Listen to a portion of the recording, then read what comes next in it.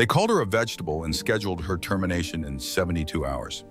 But when a vampire king sang to her at 3 in the morning, on her last night she opened her eyes and became the one soul that could save his dying kingdom. This is how Jane Doe number 127 became a queen. Darkness had a sound. Sarah Hayes knew this now after 8 months of floating in it. The darkness hummed, it beeped in steady rhythms, it whispered in voices that came from far away, like listening to conversations through water.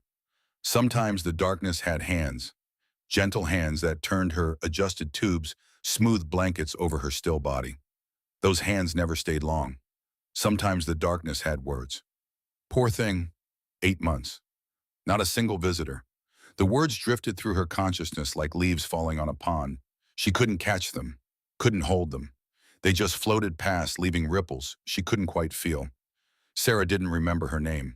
Didn't remember what her face looked like or if she had a family or what she'd been doing the night the car hit her and sent her spiraling into this endless dark. She only knew the beeping, the humming, the distant voices, and the loneliness. God, the loneliness was louder than anything else. It was 8 o'clock on a Tuesday evening when the nurse came in to check the monitors one last time. Room 312 had that antiseptic smell all hospital rooms had. Bleach and something faintly sweet like crushed flowers under rain. The blinds were half closed, the lights were dimmed, only the glow of the heart monitor painted green lines across the pale walls rising and falling in stubborn rhythm. The woman in the bed looked small against the white sheets. Brown hair spread across the pillow like a quiet river. An oxygen tube curved gently across her face. Her eyes were closed lashes resting on pale cheeks that had lost their color months ago. A faint bruise sat at her hairline, yellow now, mostly hidden by her hair. Her chart read, Jane Doe number 127. Unknown female, approximately 24 years old. Comatose. 8 months. No identification. No family contact. No insurance. No flowers on the bedside table. No photographs taped to the walls. No extra chair pulled close as if someone couldn't bear to leave. Just emptiness. The nurse checked the IV drip, adjusted the pillow slightly, and sighed. Her name was Patricia. She'd been working the night shift for 16 years. She'd seen a lot of people die alone, but this one bothered her. Tomorrow's your last day, sweetie, Patricia whispered, even though the girl couldn't hear, even though no one could hear. Dr. Voss signed the papers this afternoon. They're coming to take you off the machines Thursday at 3. I'm sorry, I wish someone had come for you. The heart monitor beeped, slow, steady, refusing to stop. Patricia smoothed the blanket one more time and left. The door clicked shut. The room was silent again except for the machines keeping a nameless girl alive for one more night. 3 floors above, in an office that smelled of leather and expensive perfume, Dr. Morgana Voss signed her name on the bottom of a termination order. Her pen moved with practiced efficiency. No hesitation, no second thoughts. She was 55 years old with silver hair, pulled back in a tight bun, and eyes the color of winter ice. She'd been the hospital administrator for 12 years. She knew how to make difficult decisions. She knew how to prioritize resources. And room 312 was a waste of resources. The document in front of her read, Authorization for Life Support Termination and Organ Donation Consent. Jane Doe number 127. Dr. Voss set down her pen and leaned back in her chair. Dr. Iris Whitmore stood on the other side of the desk, younger, softer, her hands clasped in front of her. She's stable, Iris said quietly. Her vitals are strong. There's still a chance. A chance of what? Voss cut her off. Her voice was cold-clipped.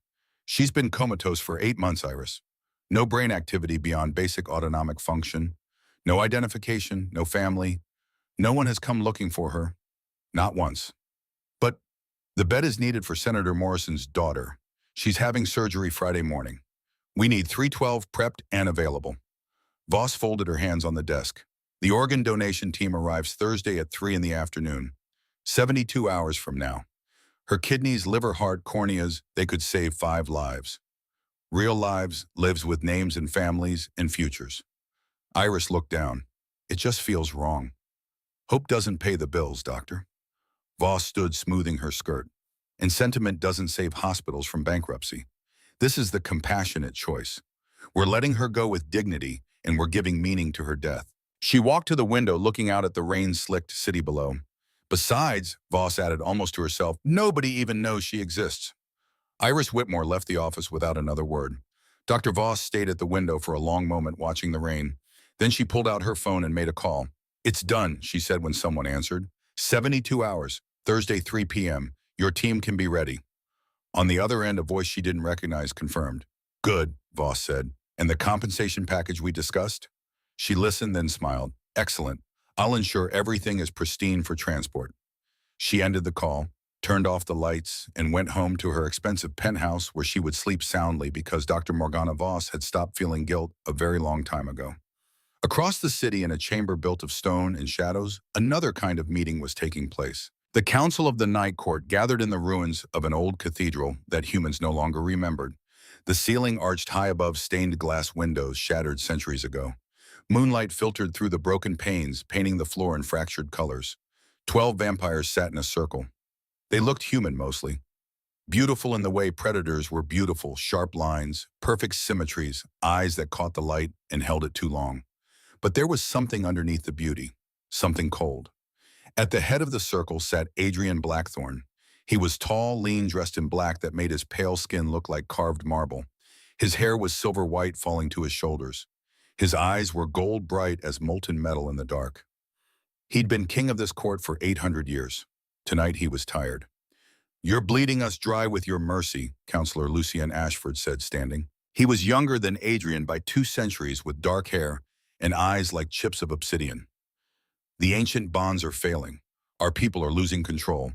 The bloodlust is spreading." Adrian didn't look at him. "We survive by being better than the monsters humans think we are. We survive by feeding—" Lucian slammed his fist on the stone table. "Your law, no hunting, no killing, innocents, only expired blood bags from hospitals. It's making us weak. Our children can't control themselves. 3 attacks this month alone. How many more before the humans notice, before they come with silver and fire?" Murmurs rippled through the council. Adrian finally looked up. His voice was quiet, but it carried weight. "I lost someone I loved because I couldn't control the hunger. I killed her with my own hands 500 years ago because the bloodlust was stronger than my will." The room went silent. "I made a promise on her grave," Adrian continued. "Never again. We would find another way. And we have. We've survived this long because we adapted, because we chose to be more than our hunger. And now the hunger is winning anyway," Lucian said softly. "Your promise is killing us slowly instead of quickly. Is that really mercy, Adrian?" Adrian stood. The movement was fluid, predatory. Every vampire in the room tensed. "I call for a vote," Lucian said, not backing down. "Abandon the mercy rule. Return to the old ways. All in favor." 6 hands rose. Adrian's gaze swept the room. All opposed. 6 hands. A tie. Lucian smiled, but it didn't reach his eyes. 50-50. Your rule is hanging by a thread, my king. One more incident, one more failure, and this council will choose a new leader." Adrian said nothing. The meeting ended. The vampires dispersed into the night like smoke. Adrian stood alone in the ruined cathedral, staring at the place where his love had died 5 centuries ago. He was so tired. Tired of ruling, tired of fighting. Tired of being alone in a world that kept spinning while he stayed frozen in the same moment over and over. He couldn't know that in 72 hours everything would change. That a nameless girl in a hospital bed was waiting for him. That a song he'd almost forgotten would wake her. And that waking her would either save his kingdom or destroy it completely. At 2:47 in the morning, Adrian Blackthorne walked through the rain without an umbrella. The water didn't touch him. It rolled off an invisible barrier, some old magic he didn't think about anymore. His footsteps made no sound on the wet pavement. The hospital slept under a blanket of blue light and silence. Fluorescent tubes hummed over empty corridors. Cleaning carts stood parked like silent guards. Somewhere deep in the building, monitors beeped in slow, steady rhythms, the sound of fragile lives hanging on. Adrian had been coming here for 6 years. Once a month, in the darkest hours before dawn, he met with Dr. Iris Whitmore in the basement storage room. She gave him expired blood bags units that would be thrown away anyway. He paid her in silence and old favors, a life he'd saved once decades ago when her daughter was dying. No one suffered, no one disappeared. It wasn't perfect, but it was better than the nightmares he remembered. He reached the end of the corridor and checked the number on the door. Room 321. Storage. But the rain had blurred his vision. The exhaustion from the council meeting weighed on him. The numbers looked almost the same in the dim light. 312. 321. His hand turned the handle. The door opened with a soft hiss of air. Adrian stepped inside and froze. This wasn't the storage room. There was no metal shelving, no rows of labeled blood bags hanging like red lanterns. There was a bed, and in that bed a young woman lay perfectly still. The room was darker than the hallway. The blinds were half closed. Only the glow of a heart monitor painted green lines across the walls. The air smelled of antiseptic and something faintly sweet, like crushed flowers. Adrian's first instinct was simple leave. He was careful. He was old. He'd survived 800 years because he didn't make mistakes. But instead of turning around, he found himself taking a step closer. Then another, as if a thin invisible thread had hooked itself into his chest and was pulling him forward. "What are you doing, old fool?" he murmured under his breath. He stopped at the side of the bed. Up close, the girl looked both young and exhausted, as if life had demanded too much from her, and she was still deciding whether to keep fighting. Her brown hair spread across the pillow. The oxygen tube curved across her face. Her eyes were closed. There was a faint bruise at her hairline, mostly hidden by her hair. Her lips were dry, but their shape suggested she'd smiled often once. Adrian listened with senses that reached beyond the machines. Her heartbeat was slow, steady, stubborn. There was something else too, a different rhythm, quieter, like a distant echo buried deep in her mind. A sleeping song he could almost but not quite hear. He'd heard something like it before a long time ago. His throat tightened at the memory. 500 years, he whispered. And still you bleed. The door handle rattled softly. Adrian moved without thinking, sliding into the pocket of shadow between the tall cabinet and the wall. His body knew how to vanish even when his thoughts were somewhere else. The door opened. Two nurses stepped in, their voices low but clear in the quiet room. "Still no visitors?" the younger one asked, checking the monitor. Patricia, the older nurse, shook her head while adjusting the eye of drip. "Not once in 8 months. Car accident, no ID. At first, no family contacts. A stranger with no past." "What's her name?" The social worker called her Jane for the paperwork, but the doctors still write unknown female in the file. Patricia smoothed the corner of the blanket with tender fingers. "Breaks my heart." The younger nurse sighed. "You'd think someone would miss her." "Someone probably does," Patricia said quietly. "They just don't know where she is, or they're too afraid to look." They worked in silence for a moment. Then Patricia paused, her hand resting on the bedrail. "Tomorrow they pull the plug," she said softly. "Dr. Voss already called the organ donation team." The younger nurse's eyes widened. "Tomorrow, but she's stable. Orders from administration. The bed's needed." Patricia's voice was tight. "Poor thing. Nobody will even know she's gone." They finished their checks and left as quietly as they'd come. The door closed. The footsteps faded down the corridor. Adrian stepped out of the shadows. His eyes, bright as molten gold in the dark, rested on the girl's face. "Unknown female," he whispered. "No name, no voice, no one to sit at your side." His hands clenched into fists. "That is not right," he said, surprised at the anger in his own voice. "No soul should be this alone." He didn't recognize the feeling at first. It had been too long.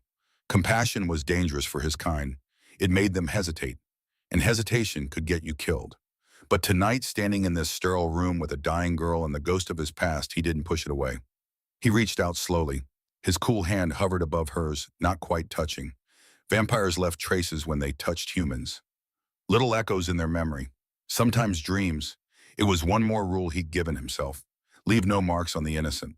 But standing here staring at her still hand, he suddenly felt tired of rules. "What is your name, little one?" he asked softly. "What did they take from you when the car hit your past, your future, both?" The words surprised him. He wasn't used to talking to humans without needing something from them. Yet now, standing here, he realized he wanted nothing from her except what? A reason to stay. An excuse to feel something again. He let his fingers rest lightly on the blanket beside her hand, close enough to feel the faint warmth of her skin. For a heartbeat, the world narrowed to that one small detail, the fragile heat of a life that refused to go out. Inside her mind, he sensed that almost song again, a quiet vibration like a note held too long on a violin string.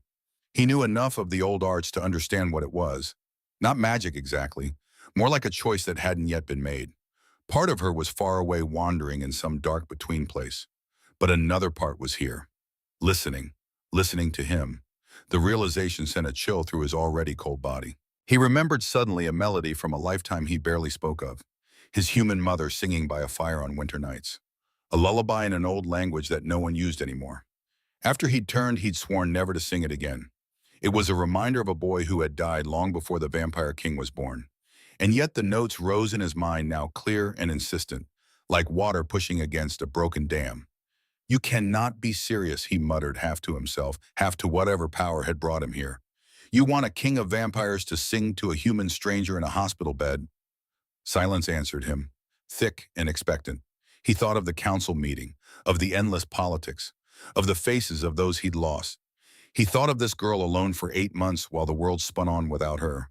He thought of the promise he'd made himself. Not just to feed differently, but to be different. Slowly, Adrian pulled the chair closer and sat down. His movements were graceful, but there was a kind of hesitation in them, the carefulness of someone about to do something that might hurt. He leaned forward, elbows on his knees, studying her, as if searching for permission in her sleeping face. "You do not know me," he said quietly, "but tonight I will sit with you, unknown girl, just so the universe cannot say you had no one." The words tasted strange and honest in his mouth. He took a breath he didn't need, not for air, but for courage. The first note left him as a whisper, almost too soft to hear. It vibrated in his chest, old and familiar, carrying memories of a crackling fire, the smell of baked bread, and a mother's hand on a boy's hair. The sound floated over the bed, settled on the blanket, slipped under the hum of the machines. The room changed. The beeping of the monitor seemed to slow, then sharpen. The air felt thicker, like the moment before a storm breaks. The rain outside pressed against the window more loudly, matching the quiet rhythm of his song. Adrian's voice, rich and low, poured out the forgotten lullaby, each line like a bridge between centuries. He sang in a language dead for 1,000 years, words his mother had taught him when the world was younger and he was still mortal. Words that meant, "You are not alone, you are seen, you are loved." As he sang, that faint sleeping presence inside the girl's mind stirred. He felt it the way a sailor feels a shift in the wind. Something small and stubborn pushed against a heavy door far away. The almost song inside her began to answer his note by trembling note. And then a single tear formed at the corner of her closed eye. It slid slowly down her cheek. Adrian's voice faltered. Vampires were not easy to shock. But the sight of that tear shining like a tiny star on her pale skin made his dead heart give a painful, impossible lurch. He reached out without thinking. His cool thumb moved to catch the tear before it reached her ear.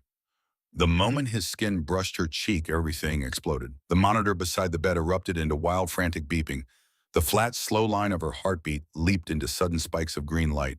The oxygen machine hissed harder, fighting to keep up. But that wasn't the worst of it. The instant Adrian's skin touched hers, a flash of light burst behind his eyes.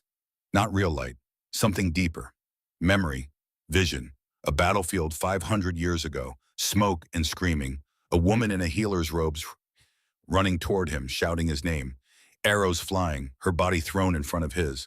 Blood spreading across white fabric, her hand reaching for his face. "Find me," she whispered.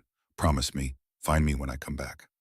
And then nothing. Adrian gasped and pulled his hand away, but the girl's eyelids were already fluttering. The beeping didn't stop. It screamed now, sharp, urgent, a mechanical alarm crying out like a living thing.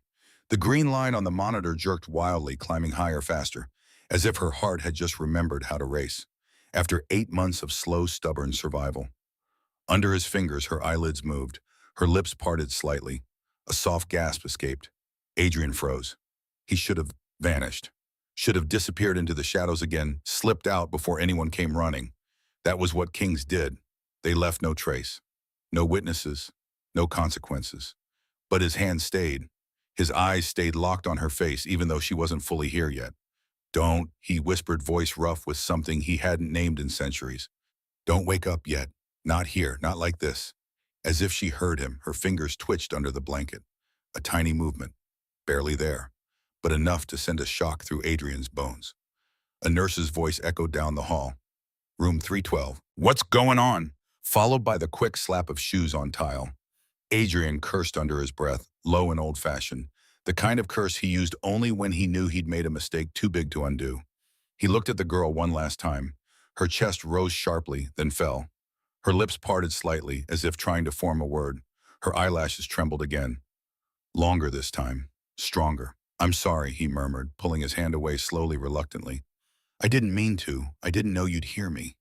He turned toward the door, ready to vanish, but stopped, Because behind him, beneath the frantic beeping, beneath the nurses' approaching voices, beneath the rain drumming against the window, he heard it. Her voice. Faint. Broken. Barely a whisper, but unmistakable. Who? Not where am I, not what happened, but who, as if she'd been waiting for someone. As if she'd known even in darkness that someone would come. And now that someone was standing right beside her. A vampire king with blood-red eyes and a heart that hadn't beaten in 800 years. And somehow impossibly was beating now. Adrian turned back slowly. Her eyes were open. Not wide, not shocked. Just awake. Dull brown, clouded with confusion and pain, but alive. Deeply, fiercely alive. They met his. And for the first time in 800 years, Adrian Blackthorne didn't look away. He didn't hide. He didn't run. He leaned forward, close enough that she could see the gold flecks in his eyes. Close enough that she could feel the chill of his breath against her skin. "You're safe," he said. His voice was softer than he'd ever spoken to anyone. Not as a king, not as a predator, but as a man who had forgotten how to be gentle until now. Her lips moved again. No sound came out, but her gaze didn't waver. She didn't scream. She didn't cry. She just stared at him as if she recognized something in his face. Something buried beneath the pale skin and the long white hair and the impossible glow of his eyes. Something familiar. Something kind. Outside, the nurses burst into the room, their faces flushed with panic. One grabbed the call button, another checked the IV, the third shouted, "She's awake! Someone get Dr. Whitmore!" Adrian stepped back, melting into the shadow near the cabinet again. His presence already fading from human sight. But he didn't leave. He watched as the doctors rushed in, as machines whirred louder, as hands touched her, patted her shoulder, spoke words she couldn't understand yet.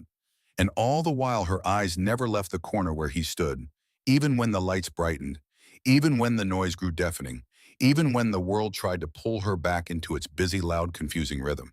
She kept looking for him, and he kept watching her, because for the first time in centuries, someone saw him. Not as a monster, not as a king, not as a shadow, but as something else, something real, something worth waking up for. And as the hospital buzzed around them, as the doctors shouted orders and the nurses scribbled notes, Adrian realized with a cold, quiet dread, he had just broken every rule he'd ever made. And worse, he didn't want to fix it. Because somewhere inside that fragile waking girl, he had found something he thought he'd lost forever. A hope. Wednesday, 6:47 a.m., 6 hours after the impossible had happened. The chaos had faded to whispers. Sarah Hayes, she'd chosen that name, when Dr. Whitmore asked, pulling it from somewhere deep and wordless, sat propped against pillows in room 312. The same room where she'd been scheduled to die. Now sunlight crept through the blinds, painting golden stripes across white sheets, and she was alive, awake, and trying to understand why her hands felt like they belonged to a stranger. The doctors had run tests, neurological exams, reflex checks, blood work that would take days to process. Everyone used the same words. Remarkable, impossible, miraculous. But no one could explain it. No one asked about the man in the shadows. And Sarah didn't tell them. She stared out the window at a city she didn't remember. Cars moved like beetles far below. People walked to places she'd never been. Somewhere out there, she'd had a life, a name, a reason for being. All of it was gone now, erased by 8 months of darkness and a car that had hit her for reasons she couldn't recall. All except one thing, the voice, the song, the man with eyes like molten gold who had sat beside her and made her feel for the first time in forever that she wasn't alone. The door opened. Dr. Iris Whitmore entered carrying a tablet and wearing an expression that was equal parts relief and worry. "How are you feeling?" she asked, setting the tablet aside. "Like I've been asleep for 8 months, Sarah said. Her voice was still rough, each word scraping against her throat. "That's because you have." Whitmore pulled up a chair. "Your body needs time to recover. Don't push yourself." "The man," Sarah said quietly, "last night, in this room, he was real." Whitmore's expression didn't change, but something flickered in her eyes. Something careful. "You were in a coma for 8 months, she said gently. "Sometimes when the brain is waking up, it creates images, dreams, hallucinations. It wasn't a dream. Sarah." He sang to me. Sarah's hands twisted in the blanket. I heard him singing in the darkness. That's what brought me back. His voice, Mick. Dr. Whitmore was quiet for a long moment. Then she leaned closer and lowered her voice to barely above a whisper. "If someone was here, it's better that you don't tell anyone else. Do you understand?" Sarah met her eyes. "You know who he is." I know you should rest, and I know that miracles don't happen without consequences. Whitmore straightened her professional mask, sliding back into place. You're safe here for now, but there are people in this hospital who didn't want you to wake up. So please be careful who you trust. She left before Sarah could ask what that meant. Wednesday, 12:14 p.m. Sarah sat alone watching the lunch tray go cold on the table beside her bed. She couldn't eat. Her stomach was a knot of anxiety and questions. The door opened without warning. A woman stood in the doorway, tall silver hair pulled back so severely it looked painful, wearing an expensive suit that screamed authority and ice. Dr. Morgana Voss. Well, Voss said, her voice like silk wrapped around a blade. This is unexpected. She walked to the foot of the bed, hands clasped behind her back. Her eyes were the color of a winter sky. Cold, calculating, dissecting. I'm Dr. Voss, hospital administrator. I oversee this facility. She tilted her head, studying Sarah like a scientist studying a failed experiment. You've caused quite a disruption, Jane Doe. My name is Sarah. Is it? Voss smiled, but it didn't reach her eyes. Funny, you didn't know that yesterday when you were scheduled for termination. The words hit like a physical blow. Sarah's breath caught. Termination. You were a vegetable, dear. 8 months in a coma. No brain activity beyond basic autonomic function. No identification. No family. No insurance. This bed cost $12,000 a day. Voss pulled a document from her jacket with surgical precision. You were quite frankly a waste of hospital resources. Sarah's hands clenched in the sheets. I signed the order myself. Voss continued, setting the paper on the bedside table like a lawyer presenting evidence. Termination of life support and organ donation authorization. You were supposed to die yesterday at 3 p.m. Your organs were going to save 5 lives. She paused, letting the words sink in like poison. But you woke up. Inconvenient timing. I'm alive, Sarah said quietly. Doesn't that matter? Matter? Voss laughed. It was a sharp sound like breaking glass. You're a charity case, Serene, a nobody. You have no insurance, no family to pay your bills, no legal right to this bed when there are paying patients who need it. She leaned closer. Senator Morrison's daughter needs surgery Friday. She needs this room, this bed, these resources. Voss's voice dropped to a whisper that felt like a threat. So I suggest you recover quickly, sign yourself out, and disappear back into whatever hole you crawled out of. Because if you stay, I will make your life very, very difficult. Sarah stared at her. This woman had signed her death warrant, would have cut her open, harvested her organs, sold whatever was valuable, and never thought about it again. And she wasn't even ashamed. Get out, Sarah whispered. Excuse me. Get out. Voss straightened, smoothing her jacket with hands that had signed 100 death sentences and never trembled once. You have 48 hours to vacate this room, she said. After that, I'll have security remove you. Understood. She didn't wait for an answer. The door closed behind her with a soft click that sounded like a coffin lid. Sarah sat in the silence, shaking, not from fear, from rage. Wednesday, 6:33 p.m. Sunset painted the sky in shades of blood and gold. Sarah stood at the window watching the light fade. Dr. Whitmore had helped her walk to the bathroom earlier. Her legs were weak, muscles atrophied from months of stillness, and she'd needed physical therapy guidance just to take 10 steps. But she could stand, she could move, she was alive, and someone had tried to end her. The thought circled her mind like a vulture. Dr. Voss had signed the papers, had made the calls, had decided Sarah's life was worth less than the bed she occupied. But why so eager? Why so angry that she'd woken up? Sarah turned from the window and stopped. A man stood in the corner of the room, not standing exactly, existing, as if he'd always been there and she was just now noticing. He was tall, dressed in black that seemed to drink the remaining light. Silver white hair fell to his shoulders, and his eyes gold, bright as coins in the gathering dark. You, Sarah breathed. Adrian Blackthorne stepped forward, into the light, into visibility. You came back, she said. I shouldn't have. His voice was low, rough, like honey and gravel mixed together. I should have stayed away, but I find that I cannot. He moved with a grace that wasn't quite human, each step deliberate, controlled, as if he was fighting his own instincts with every movement. He stopped at the foot of her bed. Up close, he was beautiful in a way that hurt to look at. Sharp cheekbones, pale skin that seemed to glow in the dimness, eyes that held centuries of loneliness. You sang to me, Sarah said. Yes. Why? Adrian was quiet for a long moment. Because you were alone, and I know what that feels like. Sarah's throat tightened. What are you? Someone who should not be here. That's not an answer. No, he agreed. It's not. He moved to the window standing beside her, not touching, but close enough that she could feel the cold radiating from his skin like winter air. The woman who came this morning, he said, Dr. Voss, she wants you dead. You know this, she made it pretty clear. And the police will come soon.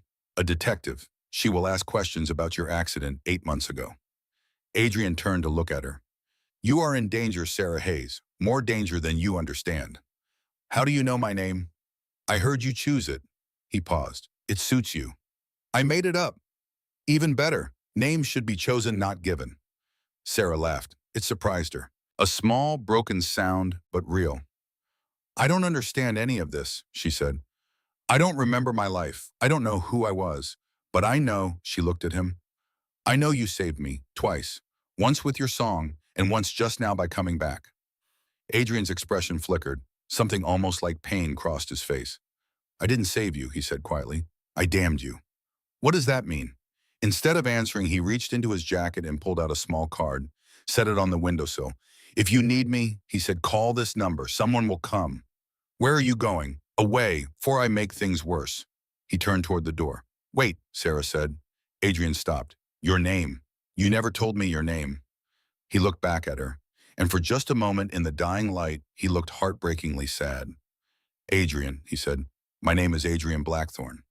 And then he was gone. Not walking away, just gone, as if he'd never been there at all. Sarah stood alone in the gathering dark, holding a business card with a single phone number in Boston silver. Outside her window, the city lit up like a constellation fallen to earth, and somewhere in that city she knew a man who wasn't quite a man was watching over her. She didn't know why, didn't understand what he was, but she knew with a certainty that lived in her bones their story had only just begun. Thursday, 9:22 a.m. The detective arrived carrying the smell of rain and old coffee. Her name was Marlo Graves, mid-30s, sharp eyes that had seen too much, wearing a leather jacket over a button-down shirt. She had the look of someone who'd stopped being surprised by anything years ago. Ms. Hayes, she said, pulling up a chair, I'm glad you're awake. I've been looking at your case for 8 months now. My case, your accident. Graves pulled out a tablet, swiped through files with practiced efficiency. You were found in a ravine off Highway 27 on July 15th. Your car went through a guardrail, rolled 4 times. You're lucky to be alive. I don't remember it. That's normal with head trauma. Graves leaned forward. But here's the thing. I pulled the dash cam footage from a truck that was behind you that night, and it doesn't look like an accident. She turned the tablet around. Sarah watched the grainy video. Her car driving normally on a dark highway. And then in the space between one frame and the next, something slammed into it from the side. Something moving too fast to see clearly. Just a blur. The car spun wildly, crashed through the guardrail, and disappeared from view. Play it again, Sarah whispered. Graves replayed it, slower this time. The blur resolved slightly. A figure, humanoid, moving at impossible speed. What is that? Sarah breathed. I was hoping you could tell me. Graves took the tablet back. Because officially, this was ruled a single car accident, driver error. But that footage, she shook her head. I've never seen anything like it. Sarah's mind raced. The blur, the impossible speed. Adrian's words, you are in danger, more than you understand. Someone tried to kill me, she said. That's what I think too. Graves stood, and whoever it was, they might try again. So be careful, Ms. Hayes. Lock your doors. Don't trust strangers. She paused at the door. And if you remember anything at all, call me. She left her card on the table and walked out. Sarah sat in the silence, staring at the frozen image burned into her memory. A blur where a person should be. Someone moving faster than human. Someone like Adrian. Her phone, a hospital loaner, sat on the bedside table. Beside it, the silver card he'd given her. Sarah picked it up, dialed the number. It rang once. Sarah, Adrian's voice said. Not a question, a statement as if he'd been waiting. I need to see you. That's not wise. Someone tried to kill me 8 months ago. The detective showed me footage. It wasn't an accident. Her voice shook. And I think you know what I saw. Silence on the other end. Then I'll send a car. Pack what you can. You're not safe there. Where are you taking me? Somewhere Dr. Voss cannot reach you. Somewhere the person who hurt you cannot finish what they started. And if I say no, then you will be dead by morning." His voice was flat, final. "Your choice, Sarah Hayes. Trust me or trust the hospital that tried to kill you. Choose quickly." The line went dead. Sarah sat holding the phone, her heart hammering. Every logical bone in her body screamed that this was insane. A stranger, a man who moved like a shadow, who appeared and disappeared, who knew things he shouldn't know. But logic hadn't saved her in that hospital room. A song had. His song. Sarah stood on shaking legs and started packing. Thursday, 11:47 p.m. The car arrived at midnight. Black, sleek, windows tinted so dark they looked like liquid obsidian. The driver didn't speak, just opened the door and waited with the patience of stone. Sarah had signed herself out against medical advice.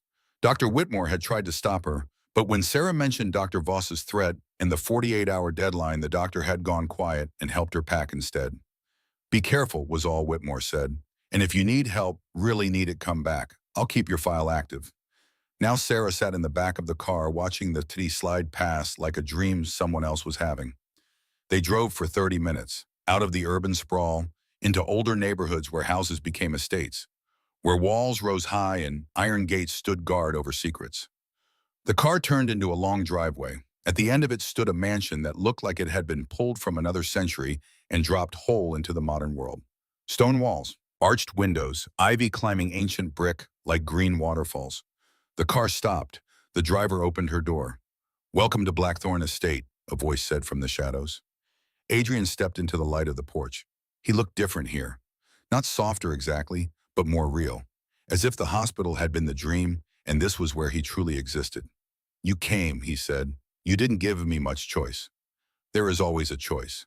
He descended the steps. "You could have stayed, taken your chances with Dr. Voss and her 48-hour eviction notice. With the woman who signed my death warrant. No thanks."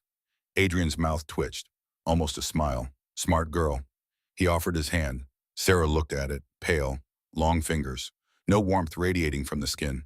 She took it anyway. His hand was cold, but his grip was gentle. "Come," he said. "There are people you need to meet, and things you need to understand before dawn." He led her inside. The mansion was exactly what she'd expected, and nothing like it at the same time. Old, beautiful, full of shadows and candlelight, but also lived in. Books stacked on tables, music drifting from somewhere deep in the house, the smell of something cooking, which surprised her, though she didn't know why. They walked through corridors lined with paintings, faces from centuries past, all beautiful, all pale, all watching. Adrian brought her to a great hall. 12 people stood waiting. No, not people. Sarah knew it the instant she saw them, the way they stood too still, the way their eyes caught the light and held it, the way the air around them felt charged, dangerous, like standing too close to a lightning strike, like Adrian. "Sarah Hayes," Adrian said, his voice carrying through the hall. "Meet the Council of the Night Court."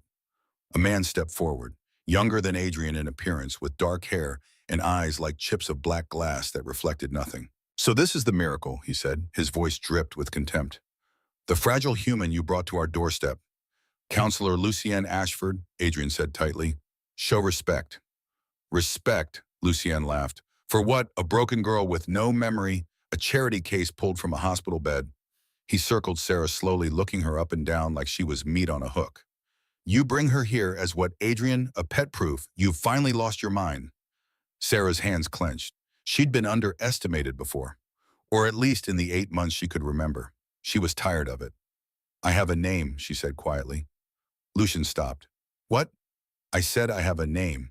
You can use it or you can leave. Your choice, Watu." The room went silent. Every vampire stared at her. This human girl, barely able to stand without trembling, telling a 600-year-old vampire what to do. Lucian's eyes flashed. "You dare." "Enough," Adrian said. His voice cut through the tension like a blade. "Sarah is under my protection. Anyone who harms her answers to me. Understood?" Lucian's jaw tightened. "You're making a mistake, old friend. That's my choice to make." They stared at each other, a battle of wills, of centuries-old power-testing boundaries. Finally, Lucian stepped back. "Fine," he said. "Let her stay. Let her see what we are. And when she runs screaming, don't say I didn't warn you." He turned and walked out. Half the council followed him. The remaining vampires looked uncomfortable, uncertain. One by one, they bowed slightly to Adrian and left, until only one remained. A younger vampire, maybe 150 years old if Sarah had to guess based on the way Adrian looked at him, not as an equal but not as a child either. He had kind eyes, unusual for the others. "I'm Kane Nightshade," he said, offering a small smile. "I'm sorry about Lucien. He's difficult." "Understatement," Adrian muttered. Kane looked at Sarah with genuine curiosity. "It's true then you woke from a coma because of his song?" Sarah nodded. "Remarkable." Kane glanced at Adrian. "The old magic. I didn't think it still worked." "Apparently it does," Adrian said. "Now leave us. I need to speak with Sarah alone." Kane bowed and disappeared into the shadows. Sarah and Adrian stood in the empty hall. "Well," Sarah said finally. "That went well." Adrian's laugh was unexpected, a real laugh, rusty from disuse. "You have courage," he said, "standing up to Lucien like that. Foolish courage, but courage nonetheless." "I'm tired of being treated like I'm nothing." "You're not nothing." Adrian stepped closer. "But you are in danger, more now than ever. Lucien will see you as a weakness, something he can use against me." "Why thou?" "Because the council is fracturing. Half of them want to return to the old ways, hunting humans, feeding without restriction." His eyes darkened. "And I'm the only thing standing in their way. So why help me? Why bring me here?" Adrian was quiet for a long time. Then he said, "Because when I touched you in that hospital room, something happened. Something I haven't felt in 500 years. "What?" The hunger stopped. He looked at her, really looked at her as if seeing something beyond flesh and bone. Vampires live with constant bloodlust. It's like a fire in your veins that never goes out. We learn to control it, but it's always there. Always burning. He held up his hand. "But when I touched you, the fire went out. Completely. For the first time since I turned 800 years ago, I felt human." Sarah's breath caught. "You're not just a miracle, Sarah Hayes," Adrian whispered. "You're a cure." Friday, 9:15 p.m. In a private dining room 3 miles from Blackthorn Estate, Lucian Ashford sat across from Dr. Morgana Voss. The restaurant was exclusive. The kind of place where conversations were never overheard and security cameras mysteriously malfunctioned. "You're certain she's there?" Voss asked, sipping wine that cost more than most people's monthly salary. "I followed the car myself." Lucian leaned back. "Adrian has her at his estate, playing protector." "Stupid man," Voss set down her glass. "Does he know what she is, what her biology could be worth? He thinks she's special because she makes him feel human." Lucian's smile was cold. "He doesn't understand that's exactly what makes her valuable." "I need her back," Voss said. "Alive. The pharmaceutical companies are offering $50 million for exclusive access to her blood, bone marrow, and tissue samples. More if we can determine what caused her miraculous recovery." "And I need Adrian discredited," Lucian said. "Removed from power.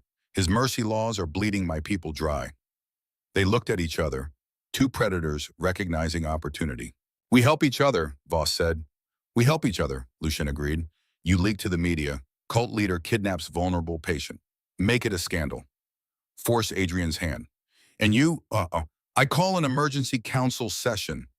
Demand he prove she came willingly. When he can't, and he won't be able to not, with your media circus, I push for trial by thirst."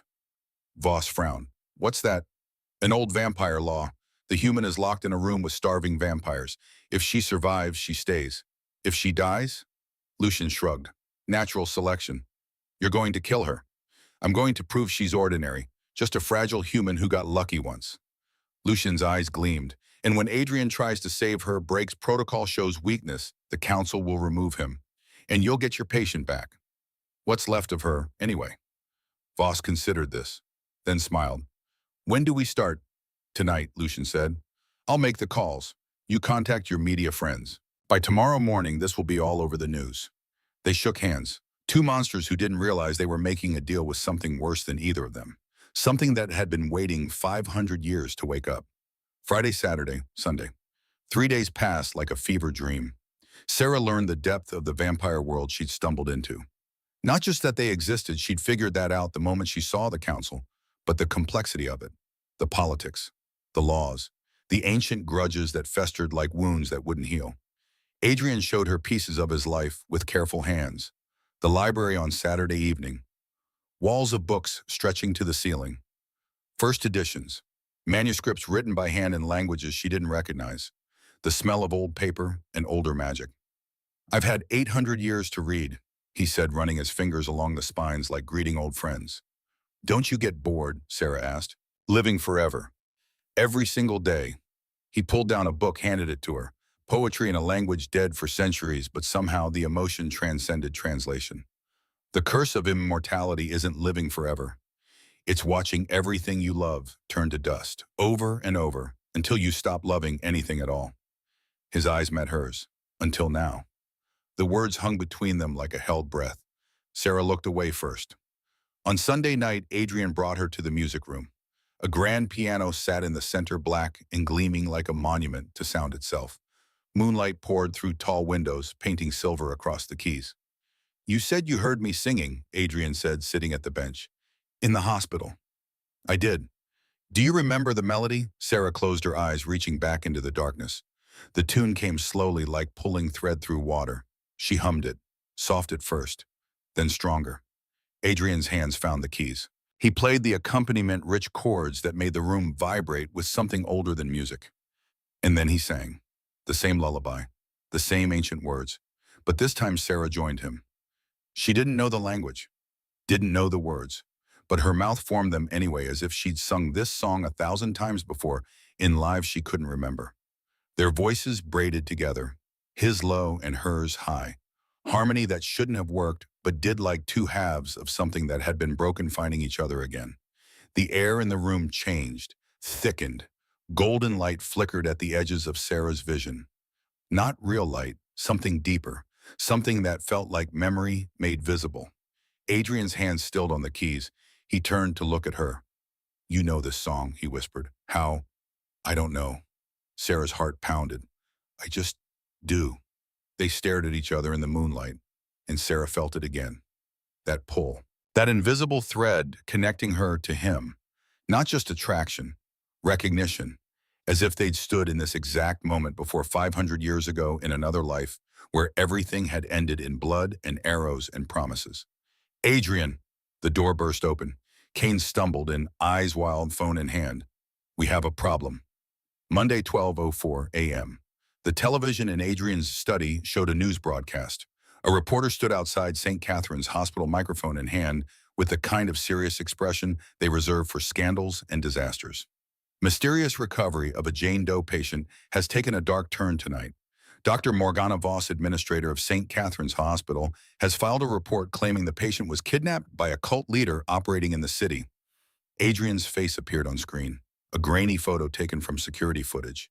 His features were blurred by glamour, but recognizable enough. Bo identified as Adrian Blackthorne, reclusive billionaire and owner of the Blackthorne estate. Police are investigating allegations of coercion and false imprisonment. Sources say the patient, known only as Sarah Hayes, has no memory of her past and may be suffering from Stockholm Syndrome. Adrian turned off the screen. The room fell silent. "Voss," he said quietly, "she's forcing my hand." "Why, Bishop?" Sarah asked. "Because you are worth more to her alive and damaged than dead and whole." Kane paced the room like a caged wolf. "If she can prove Adrian kidnapped you, she can have you returned to the hospital under psychiatric hold. And once you're back in her custody, she finishes what she started," Sarah finished. "Cuts me open, sells whatever she finds to the highest bidder." Adrian's jaw tightened. "The council will use this. Lucien especially. He'll call an emergency session, demand I release you to prove I'm not what the humans say. And if you don't, then I'm unfit to rule, and the mercy laws die with my reign. Thousands of humans will die as vampires return to the old ways of hunting." He looked at her. "But if I do release you, I die anyway." Silence. Sarah stood. "So we prove her wrong. I go on camera, tell them I came willingly." "You think they'll believe you?" Kane shook his head. "You're a trauma victim with no memory. They'll say you have Stockholm Syndrome, that Adrian manipulated you. The story's already written. We're just the characters trapped in it." "Then what do we do?" Adrian looked at her, and for the first time since she'd met him, he looked truly afraid. Not of death, not of the council, of losing her. "We prepare for war," he said. Monday, 11:53 p.m. The council convened at midnight in the Great Hall. All 12 members present, even those who'd walked out before, even those who secretly agreed with Lucien but lacked the courage to say it publicly. Lucian Ashford stood at the center holding a tablet showing the news broadcast on repeat. "Explain this," he said to Adrian. "Explain how our king appears on human television accused of kidnapping." "The woman is a liar," Adrian said calmly. "Sarah came here of her own free will. Ask her yourself." "Did she?" Lucian turned to Sarah. "Tell me, human. Did you know what Adrian was when he brought you here? Did you understand the danger, the risk to yourself and to our entire species?" "No," Sarah admitted. "But so he deceived you, brought you to a house full of predators without your informed consent." Lucian's smile was a knife. "That sounds like kidnapping to me. What do you think, counsel?" Murmurs of agreement. "That's not what happened," Sarah started. "Silence." Lucian's voice cracked like a whip. "You have no voice here, human. This is a vampire matter. This is about whether our king has endangered us all for a pet." Sarah's hands clenched, but Adrian put a gentle hand on her shoulder. "Not yet," his touch said. "Wait." Another vampire, an older woman with silver hair and eyes like frozen lakes, stood. "The human authorities will come. They'll investigate. And if they find us, if they discover what we are, we'll be hunted, another finished, exterminated, just like the purges of 1692, of 1832, of 1945. Exactly." Lucian let the fear spread like poison through the room. "Adrian has endangered us all for a human girl. A girl with no name, no past, no value, except what he's assigned her in his lonely, desperate mind." "She has value," Adrian said quietly, dangerously. "More than you know." "Then prove it." Lucian stepping forward. "The old laws allow for trial by thirst. If this human is truly special, if she truly has worth to our kind, let her prove it. Let her survive what any ordinary human would not." "No," Adrian said immediately. "You refuse the trial." Lucian's smile widened. "Then you admit she's ordinary, fragile, human, just a girl you happen to sing to. A coincidence you're calling fate because you're tired and lonely and desperate." "I admit nothing." "Then let her be tested." Lucian looked around the room.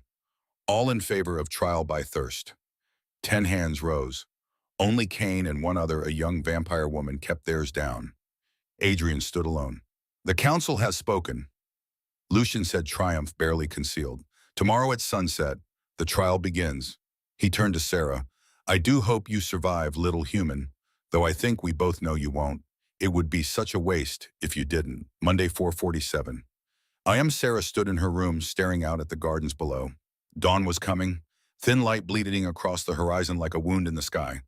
The door opened behind her. Adrian. He didn't say anything, just stood there radiating tension like a live wire. "What is trial by thirst?" Sarah asked, though she already knew it would be bad. "You're locked in a room with 10 starving vampires for 10 minutes.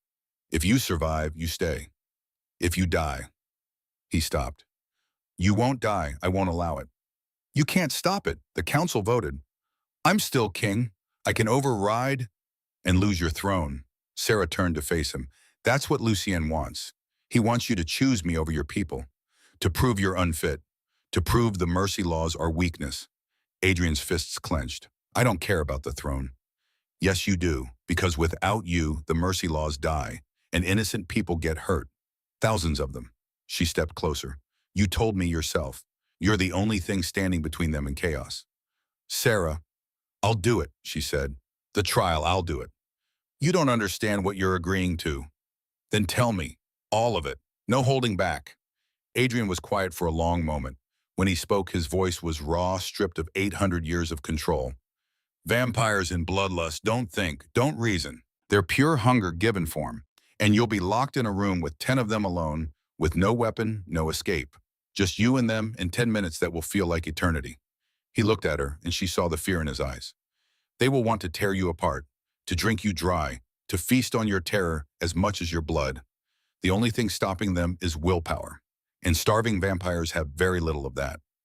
"But you said I'm a cure, that touching me stops the hunger." "For me, yes, but we don't know if it works on others. We don't know if it's strong enough to overcome 3 days of starvation and bloodlust." His voice broke. "I can't lose you." The words hung in the air. Sarah's breath caught.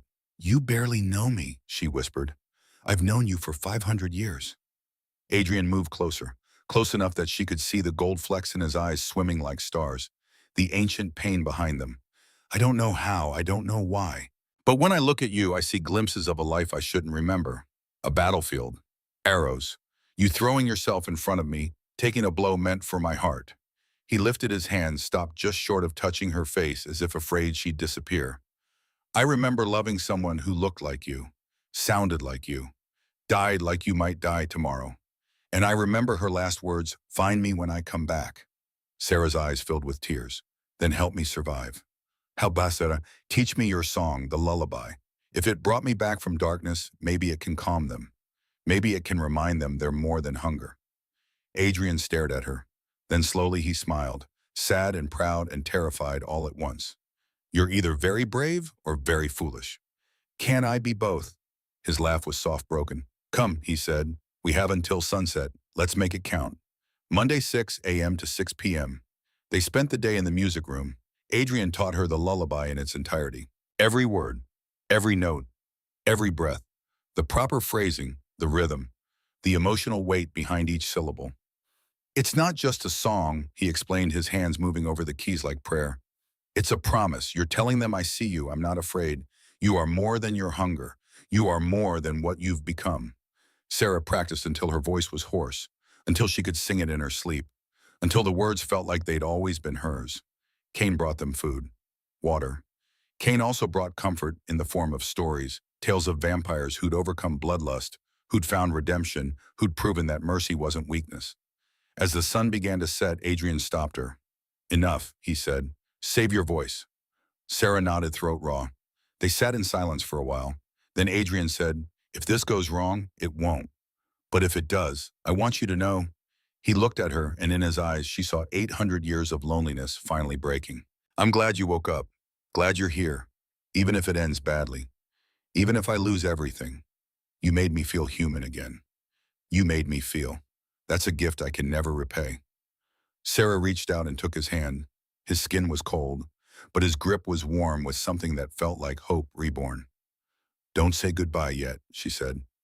I'm not done surprising you. Monday, 6:47 p.m. The trial chamber was deep in the mansion's basement. Stone walls, no windows. A single door reinforced with steel that would hold against anything short of an explosion. 10 vampires waited inside. Cain had chosen them carefully, young ones, easier to starve, harder to control. Vampires who'd been deprived of blood for 3 days and were barely holding on to sanity. Their eyes were black with hunger. No gold, no humanity, just endless, aching need. Sarah stood at the threshold, heart pounding so hard she thought it might burst through her ribs. The council assembled outside, watching, waiting. Some hopeful, some afraid. Lucien smiling like a man who'd already won. 10 minutes, Lucien said. If you're still alive when the door opens, you win. You stay. Adrian keeps his throne. And if I'm not, then nature takes its course, and we all learn a valuable lesson about letting humans into vampire affairs. Adrian stepped forward. I'm going in with her. No, Lucien said. The trial is hers alone. You interfere and it's forfeit. She dies and you abdicate. Those are the rules. Your rules, actually. From 1347, remember. Adrian's jaw clenched so hard Sarah heard teeth grind. Sarah touched his arm. I can do this. Sarah, trust me. The way I trusted you when I got in that car, when I came to this place full of strangers who could kill me without thinking. Trust me now. She walked into the chamber before he could stop her. The door slammed shut behind her with a sound like a coffin lid. 10 pairs of black eyes turned to stare. 10 predators seeing prey. 10 starving monsters seeing meat. The first vampire lunged immediately. A girl no more than 17 in appearance with blonde hair and fang bared in a snarl that was more animal than human. Sarah dodged on instinct, stumbling backward against the stone wall. The vampires began to circle, slowly at first, then faster. Sarah's back hit the cold stone. 10 feet away, 5 feet, 3. She could smell their hunger, feel it pressing against her like a physical force, like standing in front of an open furnace. Her voice shook when she started singing.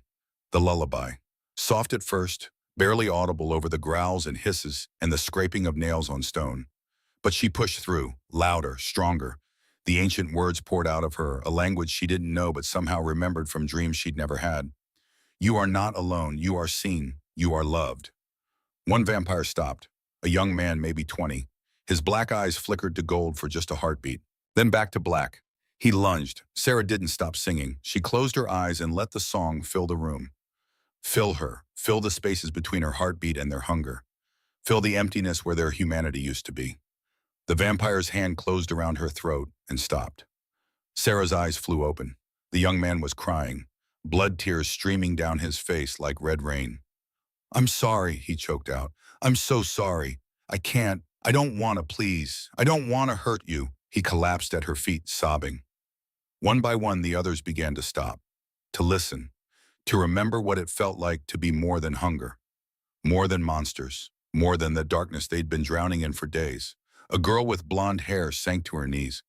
"Make it stop," she whispered. "Please, make the burning stop. I can't fight it anymore." Sarah walked to her, still singing, each step deliberate. She placed her hand on the girl's head, and the moment they touched, golden light exploded through the room. Not just light, peace, warmth. Humanity returned like floodwaters breaking a dam. The hunger vanished from every vampire's eyes. They collapsed, weeping, gasping, as if they'd been drowning for days and finally broken the surface. Sarah stood in the center of the room, surrounded by 10 vampires who knelt before her like supplicants before a saint. The door burst open. Adrian rushed in, ready to fight, ready to die, and stopped. The sight before him was impossible. 10 starving vampires pacified, calm, human again.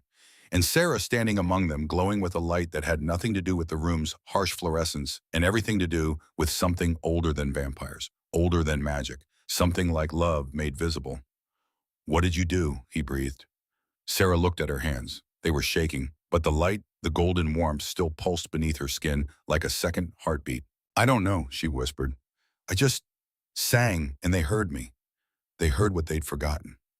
Outside the chamber, the council stood in shocked silence. Even Lucien had gone pale, his plan crumbling to ash in his hands. Cain was the first to kneel. "My queen," he said. One by one, the others followed, until only Lucien remained standing, his face twisted with rage and something that looked like fear. "This proves nothing," he spat. "She's a trick, a weapon, a tool you're using to manipulate us, and you're all fools for kneeling to her." He turned and stormed out. But the damage was done. Sarah had passed the trial. More than passed it. She'd changed everything.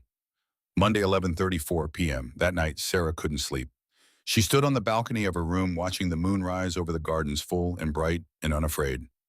Her hands still tingled with that strange golden warmth. The door opened behind her. Adrian. He joined her at the railing, silent for a long moment. "They're calling you queen," he said finally. "I'm not a queen. You calmed 10 vampires in bloodlust with a song. You are more than human, Sarah Hayes. You're something we don't have a name for yet. I'm just me." "No." He turned to face her. "You're the woman I've been waiting 500 years to find again." Sarah's breath caught. "What are you saying?" "I'm saying I remember you. From before, from a life that ended on a battlefield when you threw yourself in front of an arrow meant for me." His voice cracked. "I'm saying you died in my arms, and your last words were, 'Find me when I come back.'" Tears streamed down Sarah's face. "I'm saying," Adrian whispered, "that you came back, and I found you, and I will not lose you again." He pulled something from his pocket, a ring, simple, silver band with a small black stone that caught the moonlight. "This was yours, 500 years ago. I kept it all this time, waiting, hoping, not knowing if you'd ever return." He slipped it onto her finger. It fit perfectly, as if it had been waiting too. Sarah stared at it, at him, at the impossible truth spreading between them like dawn breaking after an endless night. "I don't remember that life," she said. "I know. But I feel it. When I look at you, when you sing, when you touch me, I feel like I've known you forever." "That's enough," Adrian said. "That's more than enough." He leaned forward, slowly, giving her time to pull away. She didn't. Their lips met, and the world exploded in golden light. Not metaphorical, real light that burst from where they touched, that spread through the room like wildfire, that sang with a frequency older than words. The ancient bond, soul to soul, life to life, love to love, snapped into place. And in that moment, every vampire in the mansion felt it. The hunger, the bloodlust that had plagued their kind for millennia. It shattered, broke, vanished like smoke in sunlight. Cain, 3 floors away, gasped as the constant burning in his veins simply stopped. The young vampires from the trial wept with relief. Even the council members who'd voted against her felt it, the curse breaking, the chains falling away, freedom they'd never thought possible. All except Lucien, who stood in the shadows watching and realized he'd just lost it everything. But in the darkness beyond the mansion walls, Lucien Ashford made a phone call. "It's time," he said. "Bring the doctor, and make it loud. I want everyone to see what happens when Adrian chooses a human over his own kind. I want the world to watch his kingdom burn." On the other end, Dr. Morgana Voss smiled. "My team will be there in 2 hours. Make sure she's awake. I want her to see this coming." Tuesday, 3:17 a.m. The attack came in darkness. Sarah woke to the sound of shattering glass and screaming. She ran to the window and saw cars. Police cars, news vans, helicopters circling overhead like vultures, searchlights cutting through the dark like prison bars. Dr. Voss's voice echoed through a megaphone loud enough to wake the dead. "This is a medical emergency. We have reason to believe a vulnerable patient is being held against her will. Surrender her immediately or we will use force." Adrian burst into her room, already dressed, already moving. "We have to go, now." "Where? Anywhere but here." He grabbed her hand. "Lucien has betrayed us. He called the authorities. If they find us, find what we are. If they have cameras in here when the sun rises and vampires can't escape." An explosion rocked the mansion. Smoke poured through the hallways like poison. Kane appeared, face grim, smudged with ash. "They're using tear gas, flashbangs, battering rams. They're coming in like it's a siege." "Then we fight," Adrian said. "You can't kill them," Sarah said. "They're human.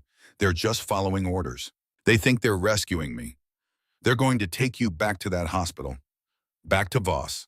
Back to the woman who will cut you open and sell the pieces." Adrian's eyes flashed pure gold. "I won't allow it. There has to be another way." The window exploded inward. A canister of gas landed at their feet, hissing like a snake. Sarah's world went white with pain and noise and chemicals that burned her lungs. When her vision cleared, men in tactical gear surrounded them. And standing in the doorway, backlit by fire and searchlights in the chaos she'd orchestrated, was Dr. Morgana Voss. "Hello, Sarah," she said, smiling like a woman who'd just won the lottery. "Did you miss me?" They dragged Sarah out in handcuffs. News cameras flashed like lightning. Reporters shouted questions that blended into white noise. "Ms. Hayes, were you kidnapped? Did Mr. Blackthorne hurt you? Are you a victim of a cult? Do you have Stockholm Syndrome, doctor?" Voss stood beside her, playing the concerned physician with Oscar-worthy precision. "Poor thing has been through so much trauma. Kidnapped from her hospital bed, held for days by a known recluse, possibly brainwashed. We'll take good care of her now. Get her the psychiatric help she desperately needs." Sarah struggled against the handcuffs. "I came willingly. This is illegal. This is kidnapping." "Shh," Voss whispered in her ear, so close Sarah could smell expensive perfume and cheaper intentions. "You're having a psychotic episode, dear. No one will believe anything you say. You're mentally incompetent. I have the paperwork already signed." They loaded her into an ambulance. As the doors closed, Sarah caught one last glimpse of the mansion. Adrian stood in the doorway, held back by a dozen police officers, Kane restraining him from doing something that would expose them all. Their eyes met across the chaos, and Sarah felt the bond between them stretch. Thin, but not break. "I'll find you," his eyes said. "I promise, I'll find you. Wait for me." Then the ambulance doors slammed shut, and Sarah was alone in the darkness once again. Tuesday, 6 a.m. to Tuesday, 11 p.m. The psychiatric ward of St. Catherine's Hospital was nothing like the Coma ward. No windows, no privacy, just white walls and locked doors, and the constant watch of orderlies who looked at her like she was dangerous, like she might explode at any moment. They'd put her in a straitjacket, strapped her to a bed, inserted an IV that dripped something into her veins that made her thoughts fuzzy. Dr. Voss came to visit every few hours, each time with a smile that grew wider. "Tomorrow morning," she said during one visit, adjusting the IV drip with practiced hands. 6 a.m., we'll do the procedure. Extract samples, run tests, find out what makes you so special." "What procedure?" "Oh, didn't I mention?" Voss leaned closer and Sarah could see the greed in her eyes like a living thing. "Your miraculous recovery caught the attention of several pharmaceutical companies. They're very, very interested in your unique biology. Whatever allowed you to wake from that coma, whatever you did to those people at the mansion that made them call you queen, could be worth billions. You're going to cut me open. Don't be so dramatic. Just a few biopsies, bone marrow samples, spinal fluid, deep tissue extraction, blood work, of course, maybe some neural tissue if we can access it safely. Voss straightened, smoothing her coat like she was discussing the weather. Of course, the procedures might be fatal. Tragic complications do happen with experimental medicine. But think of all the lives your sacrifice will save, all the money it will make, all the good that will come from your death. You're insane. I'm practical, dear. There's a difference. Voss stood. You should rest. Tomorrow's a very big day. Your last day, actually. Try to make peace with it. She left. The door locked behind her with a sound like a gunshot. Sarah lay in the darkness, strapped down, helpless, drugged. And for the first time since waking up, she felt truly afraid. Not of death, but of dying alone. Of never seeing Adrian again. Of that bond between them, that impossible, beautiful, ancient thing being cut before it had a chance to bloom. But then she remembered the trial, the golden light, the way she'd touched the vampires and they'd felt peace. She closed her eyes and reached out with something she didn't fully understand. That warmth, that power, that connection to something older than fear. She pushed it out, across the distance, across the city, through walls and locked doors and everything that separated them. Adrian, she thought, I need you. Please. I'm here. I'm waiting. Come find me. Tuesday, 11:47 p.m. In the ruins of Blackthorn Estate, Adrian sat in the ashes of his library. The police had left hours ago.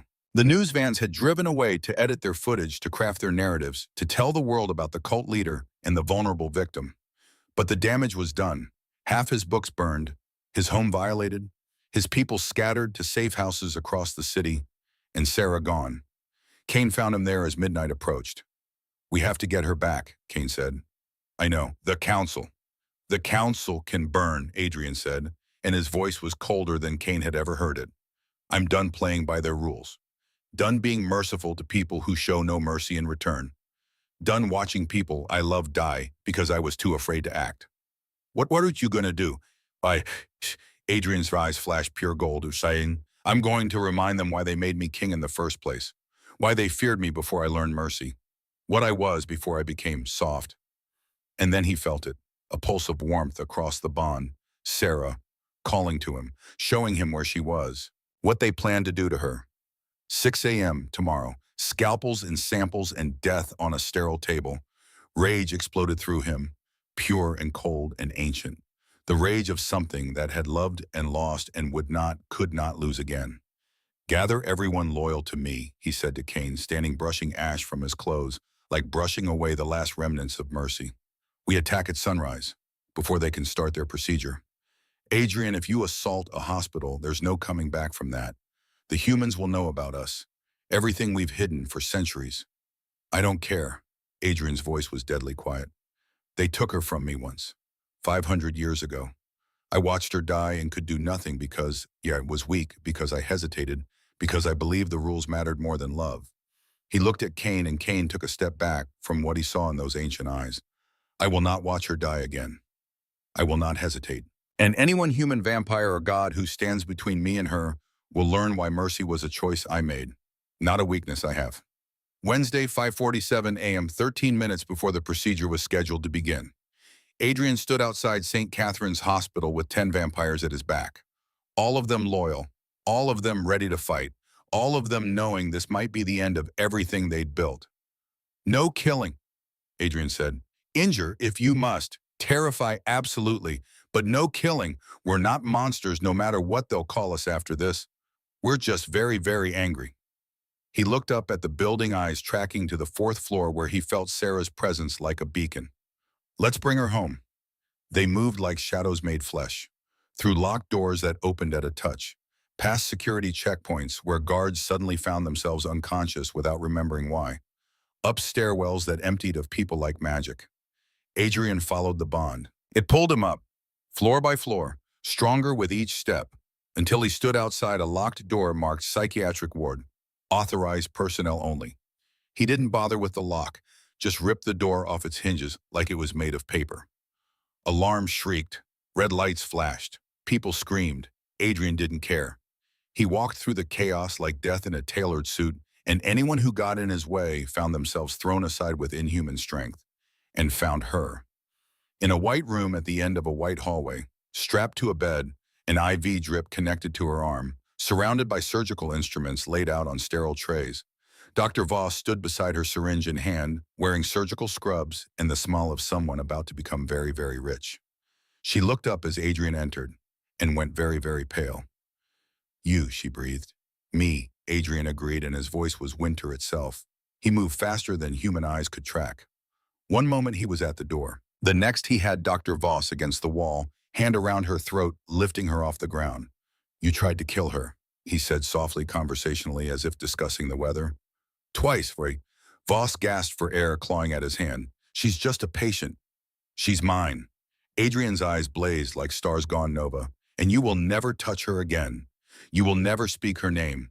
You will never think of her without remembering this moment and knowing you failed." He threw Voss across the room. She hit the wall and crumpled like a discarded doll. Adrian turned to Sarah. Her eyes were open, tears streaming down her face, lips moving around his name. "You came," she whispered. "Always." He broke the straps with his bare hands, each one snapping like thunder, pulled out the IV with gentle fingers, lifted her gently, cradling her like she was made of glass and starlight. "I will always come for you. 500 years ago. Today. 500 years from now. Always." He carried her out of that white room, through corridors filled with unconscious orderlies and terrified doctors who pressed themselves against walls to let him pass. Past police who arrived too late, who watched a man carry a woman out of a hospital and couldn't decide if it was a rescue or another kidnapping.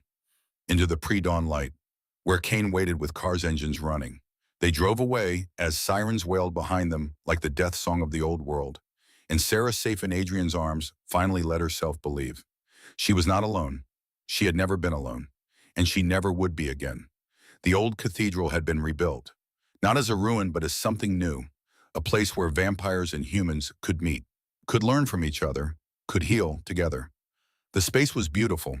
Stained glass windows replaced, showing not saints but stories, humans and vampires working side by side through the centuries, protecting each other, saving each other, loving each other. Sarah stood at the front wearing a dress the color of moonlight. Simple, elegant, not a wedding dress they'd decided against tradition, but something that felt right. The silver ring Adrian had given her gleamed on her finger. The ring from 500 years ago, the ring she'd worn in another life. Kane Nightshade officiated because vampire bonding ceremonies were complicated and required someone who knew the old laws and the new hopes. Around them stood witnesses, vampire and human both. The young vampires from the trial, now free of bloodlust, forever their eyes bright with hope. Detective Marlowe Graves, who'd closed her case and burned the supernatural evidence and decided some truths were better left as mysteries. Dr. Iris Whitmore, who'd enabled Adrian's mercy for years and now saw it bloom into something more. Even some of the council members who'd opposed her at first, who'd seen what she did and understood that change wasn't weakness, it was evolution. Lucian was not there. He'd been exiled, sent to another territory, stripped of title and power. Some said he'd gone mad, others said he was simply somewhere else plotting. But today he didn't matter. "Do you, Adrian Blackthorne, take this woman as your mate?" Kane asked, his young face solemn with the weight of ceremony. "For as long as she lives and beyond, for as long as stars remember her name." "I do," Adrian said, and his voice didn't waver. "And do you, Sarah Hayes, take this vampire as your mate, knowing what it means, knowing that his life will stretch beyond yours unless fate intervenes, knowing the sacrifice and in the gift both?"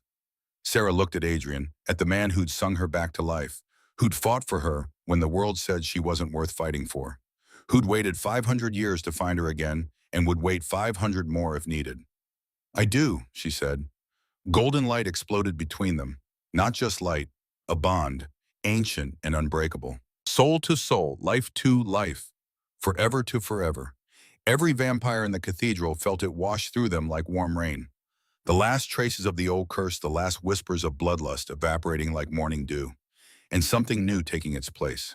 A connection, a web of empathy that spread from Sarah and Adrian outward, touching every vampire in the city, then spreading further. Across the country, across the ocean, across the world. Wherever vampires lived in shadow, they felt it. The hunger stopping, the curse breaking, the chains falling away. Freedom. "It's done," Kane whispered, staring at his hands like they belonged to someone new. "The ancient curse. It's completely gone." Adrian pulled Sarah close, kissed her. And for the first time in 800 years, he felt warm, felt human, felt alive in a way he'd forgotten was possible. The celebration lasted until dawn, humans and vampires dancing together, eating together, laughing together, building something new from the ashes of old fears.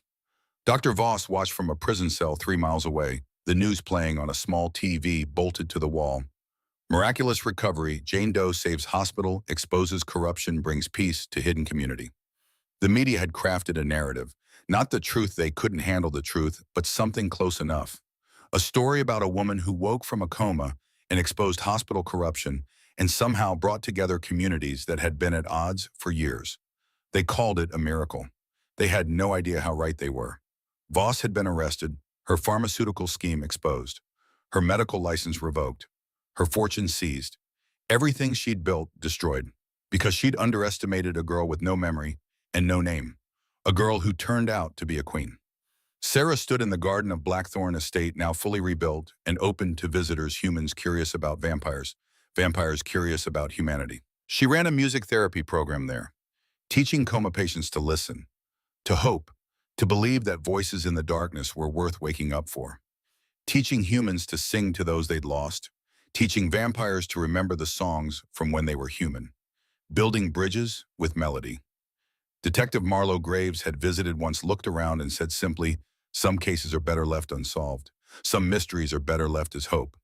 Then she'd burned the last of her files and never looked back. Adrian found Sarah among the flowers, humming softly. Not the lullaby this time. Something new. Something they were composing together. A song for the future instead of the past. "Happy?" he asked. "Very." She turned to him, and he saw in her eyes the same gold flecks that marked his own, not because she was becoming vampire, but because their souls had become mirrors. "They said I was a vegetable, that I had no brain activity, that I was a waste of resources. And now I'm building something that matters, helping people wake up, helping people find each other across impossible distances." She smiled, and it was radiant. "I'd say they were wrong about me." Adrian laughed. "Spectacularly wrong."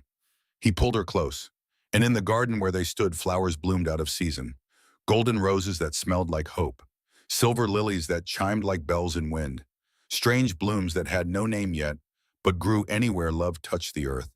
"I was thinking," Sarah said, nestled against his chest, feeling his heartbeat slow and steady and real, "about that life 500 years ago, the one I don't remember." "What about it? Do you think she'd be happy? The woman I was, that we found each other again?" Adrian was quiet for a long moment. Then he said, "I think she's standing here with me now, not the same person, not the same life, but the same soul, the same light, the same stubborn refusal to give up even when the world said it was impossible." He tilted her chin up to meet his eyes. "I think she's happy because you're happy, because we're here, because this time we have a chance to do it right." Sarah smiled through tears. "Then let's do it right." They stood together as the sun rose over the garden, over the city, over a world that was slowly, carefully learning that monsters and humans weren't so different, that mercy wasn't weakness, that love could break curses that had stood for thousands of years. Vampire and human, king and queen, two souls who'd found each other across lifetimes and across death itself. And this time, they weren't letting go. Not for anything, not for anyone, not even for the universe itself.